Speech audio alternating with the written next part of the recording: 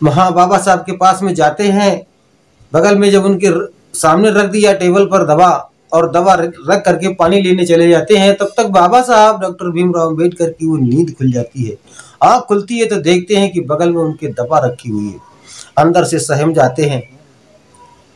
पूछा, चूंकि बाबा साहब को भी पता था कि बाबा साहब के पास में पैसे नहीं है, और ये भी पता था कि हम दवा कैसे लाएंगे, कहाँ से लाएंगे। नानक चंद रत्तू तब तक वहां पर आ जाते हैं। आकर के बाबा साहब से पूछते हैं, तबीयत कैसी है, अच्छी है, ठीक तो हो ना। बाबा साहब कहते हैं, नमस्कार साथियों, जय भीम, नमो बुद्धाय।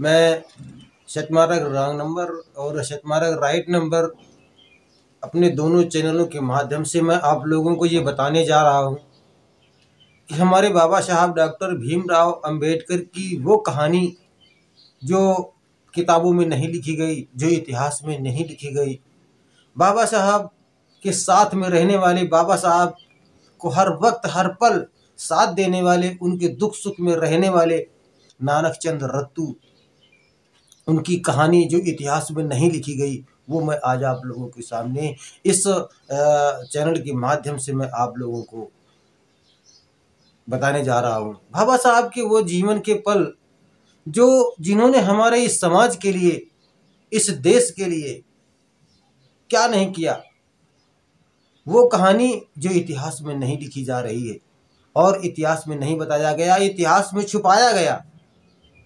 एक समय का जिक्र है कि बाबा साहब अस्वस्थ हो जाते हैं और चाय पाई पर लेटे हुए होते हैं।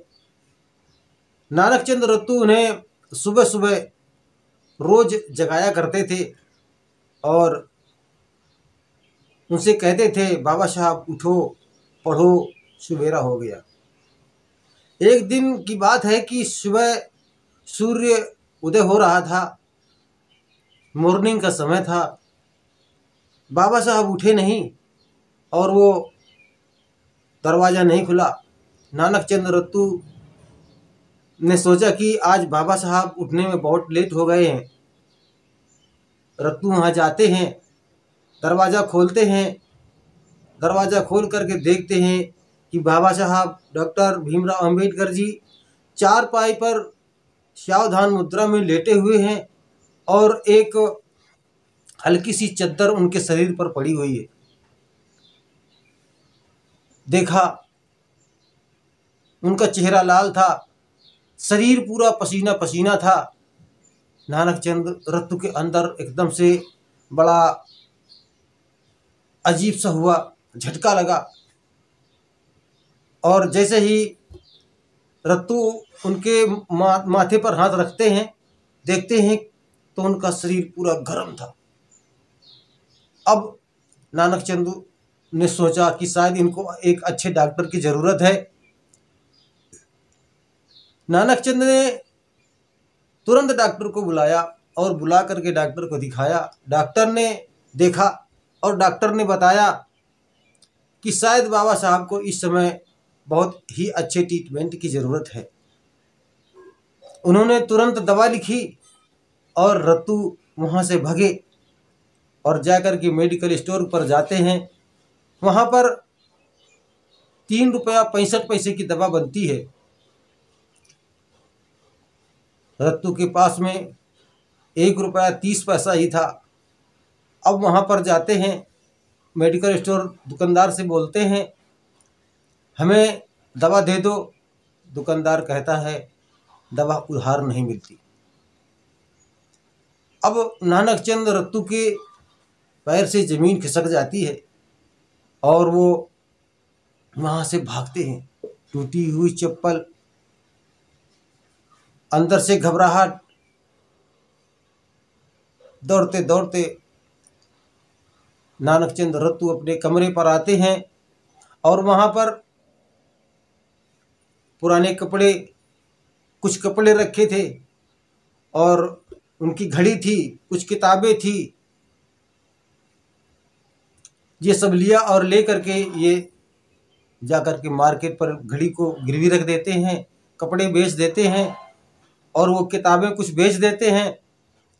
इस तरह से वो उनके पास में पूरा पैसा हो जाता है और वो पैसा ले करके वहाँ मेडिकल स्टोर पर जाते हैं, जा करके उसको पूरा पैसा देते हैं, वहाँ से दवा लेते हैं। दवा ले करके जब वहाँ बाबा साहब के पास में जाते हैं, बगल में जब उनके सामने रख दिया टेबल पर दवा और दवा रख करके पानी लेने चले जाते हैं, तब तक बाबा साहब डॉक्टर भीमराव अम्बेडकर की वो नींद खुल जाती है। आँख खुलती है तो देखते हैं कि बगल में उनके दवा रखी हुई है। अंदर से सहम जाते हैं। पूछा, चूंकि बाबा साहब को भी पता था कि बाबा साहब के पास में पैसे नहीं है और ये भी पता था कि हम दवा कैसे लाएंगे, कहाँ से लाएंगे। नानक चंद रत्तू तब तक वहाँ पर आ जाते हैं। आकर के बाबा साहब से पूछते हैं, तबीयत कैसी है, अच्छी है, ठीक तो हो ना। बाबा साहब कहते हैं, ठीक है, दवा कोई खास दवा की ज़रूरत नहीं है, अब मुझे आराम की ज़रूरत है। खैर मेरे प्यारे साथियों, बाबा साहब देख करके नानक जैसे दवा देखा और नानक चंद रत्तू को देखा, देख करके बाबा साहब के अंदर आंखों में आंसू भर गए और उन्होंने कहा कि तुम मेरे बेटे हो। इस समाज ने जिस समाज के लिए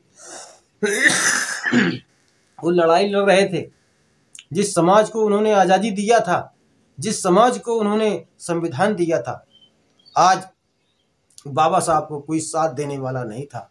मेरे प्यारे साथियों, इस देश का, इस समाज का दस्तूर ही यही है। किसी के साथ में आप कुछ भी अच्छा करो, आप अच्छे के बदले आपको अच्छा नहीं मिलेगा।